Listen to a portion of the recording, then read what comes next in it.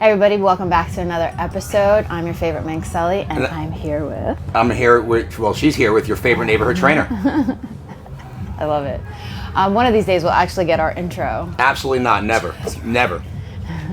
I'm a trainer, not an actor. Oh, all right, fine. That was a good one. Thumbs up for that one. 2 thumbs up. All right, so we want to talk about today something that actually happened in real life to me recently. Okay. My sister had a car accident. Oh, wow. She all right? It was just a little fender bender. She was more, riled her up. It got her anxiety going. She got pissed. Road rage. She wanted to get out and beat the person. No. Oh, that's me. So what happened? Opposite. Then? She kind of traffic rerouted her to a unfamiliar route to work, and it just kind of flustered her. That's the word I was looking at. Okay. Flustered her, and she got into a little fender bender. I hate getting flustered. Fluster's the worst. So it kind of messed with her wanting to work out. What do you mean? For the first week, yeah, she it was a fender bender, so she was making sure she was okay injury-wise. Okay. But after that, those first couple of days, she should have gone back, but it kind of messed with her mental to come back to the gym. So I wanted to talk about how there's always going to be these little life stressors, and for me at this point and stage of my game and working out, I come to the gym when I have these stressors because that's what helps me release that stress. Okay. Other people kind of use important. it. Yeah, it's super important. But I've gotten to the point where I understand that. A lot of people when they're first starting out use it the opposite reason. Okay. This happened, so I don't have the mental capacity to also work out. Okay. What advice can you give people who are just starting out that all these life stresses are going to happen all the time? It can't be a reason, or shouldn't be. I'll be nice about it. Why you don't work out? Okay. You want the candy-coated answer, or you want the real dark answer? Well, see, candy-coated gets us into trouble because we'll eat that a lot easier. And we're on diet, so there's no candy allowed. Yeah, so. There's no candy allowed, especially when they're Lucky Charms. So that's not candy. That's cereal. Still like candy. And you still eat the Lucky Charms? I do not. I've been Lucky Charm free for months upon months. I don't believe her. I would like to see if you guys believe her. Drop a comment in the comment section below if you believe her, or if you think she's full of shit. And if you don't understand what we're talking Rainbow about. Rainbow colors. Magically delicious shit, but you gotta still go shit. Back. So no, don't give the candy coated. Okay, cool. So it really comes down to, like I said, and this is just my experience. We've been doing this for over 20 years. Trained thousands of people. I can't even keep count. So like I said, even though we have all that reference, this is still just our experience. Some of you guys, this might not relate to you. You might be completely different. So don't take this as godsend, right? I think what it comes down to is having shitty goals.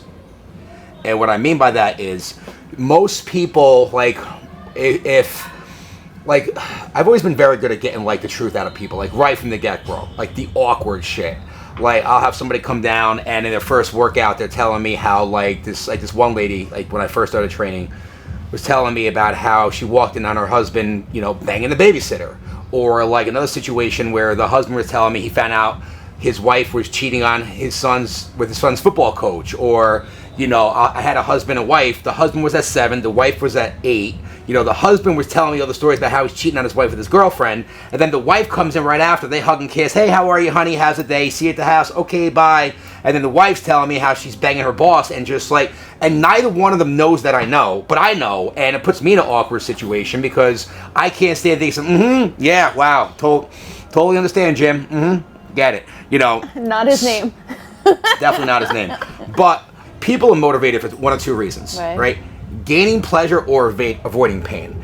And 90% of the time, if regardless of whatever somebody says their goal is, if somebody felt comfortable enough with the person and they allowed the person to peel back the layer of the onion enough, any of these nice, fluffy, oh my God, this would be great goals, they're really some kind of dark motivation behind it. Right. So case in point, I'll start with me.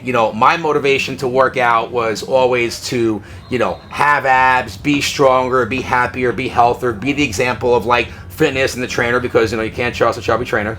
I'm working on that. Getting over a back injury. Yeah, Give me a fucking break, right? However, in the back of my mind, the reality was I just wanted to walk into a room, and if I heard somebody laughing, I didn't think they were laughing at me for being overweight. Or if I go to a pool, I'm not afraid to take my shirt off, where I can go to a gym or a park, take my shirt off, work out, no problem. But when I go to the pool, I still have that thing in the back of my mind where I won't take my shirt off.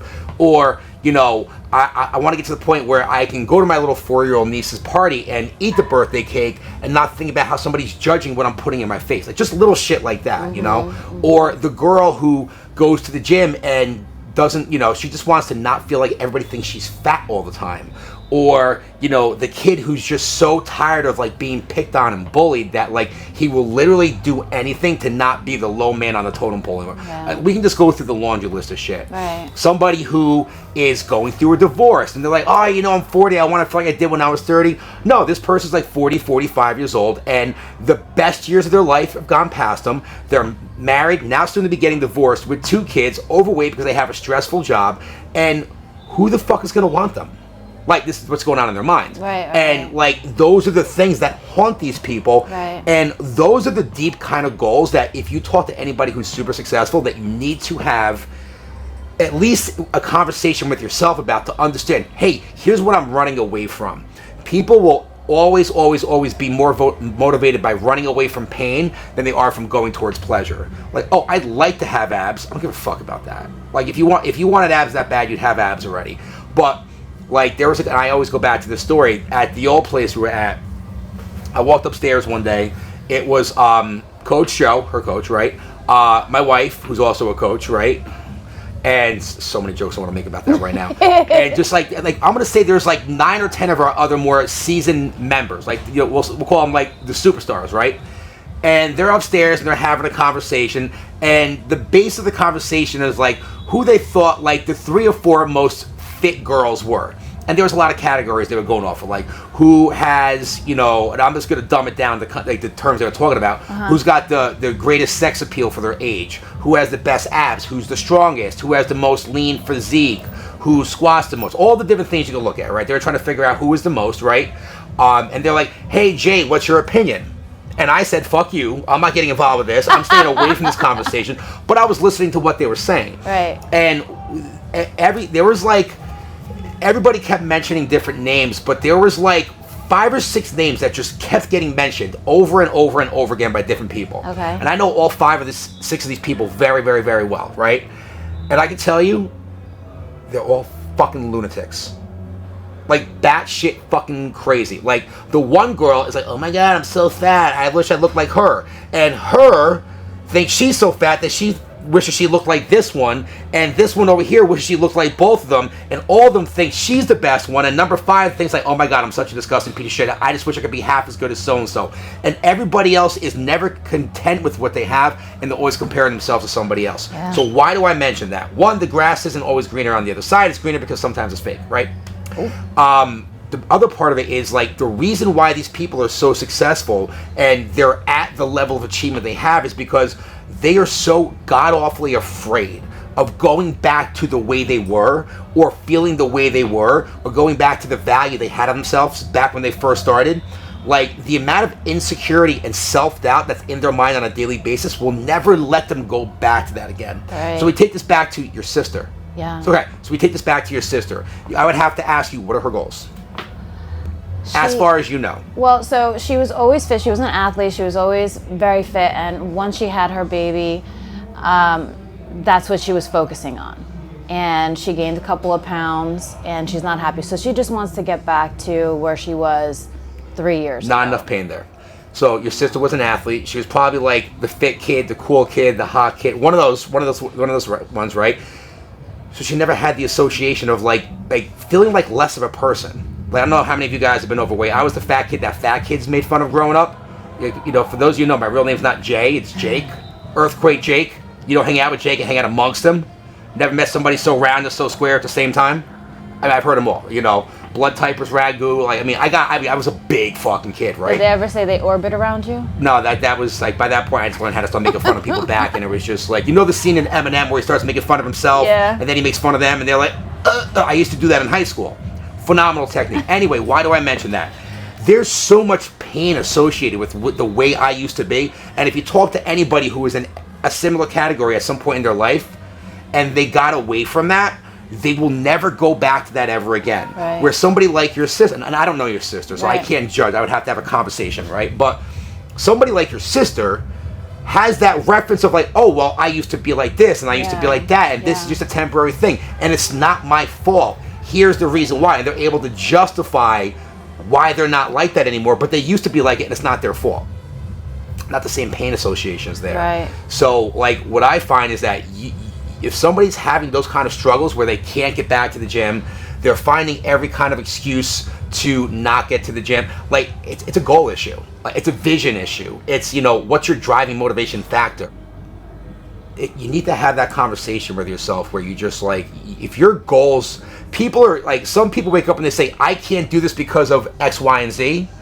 And there's somebody who, like, gets to the point, no matter how busy or tired or depressed or whatever you are, there is somebody who's twice as busy with half the resources and a third of the experience that you have, who's finding a way to get it done right now. And their situation is way fucking worse.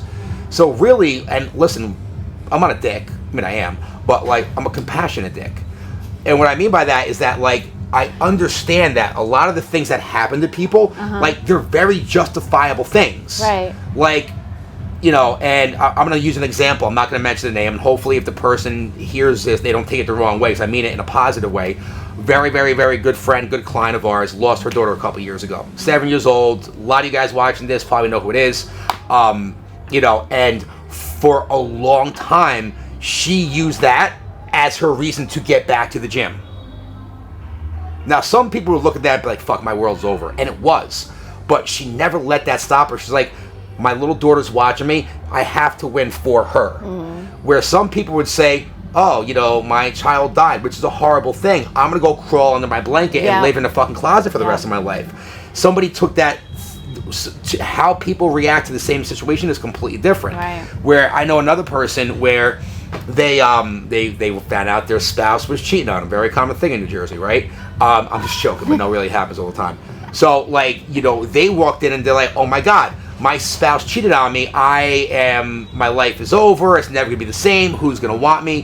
Where somebody else take that same thing and be like, fuck this. Right. I'm gonna get my revenge by, what the fuck's her name? One of the Kardashians. I think Khloe did it, right? Okay. I'm not a Kardashians fan. I don't watch the show. I just want to say that for the record. Great marketers though. But Khloe had her like revenge body, and like she always gets back in shape after a breakup. Yeah. And it's always better and better and better and better. Well, I always say I'm always one breakup away from my dream body. Well, that's like you're one stomach virus away from your ideal weight. Like, it's just, you know, but it's how do you use those two different how do you use those things? You know, it's a tool. You know, it's like a hammer. Yeah. A hammer can be used to create, or a hammer can be used to destroy. Ooh, great example. Phenomenal example. I would like to say that was mine, but it's not. Aw. My buddy Steve Schneider, great guy. He was actually, we would have to, I'd want to get Steve on the show one day. He's got a phenomenal story. Grew up together, became a U.S. Marine, protected his brother in a fight, brain damage, you know, almost had to get released in the Marines.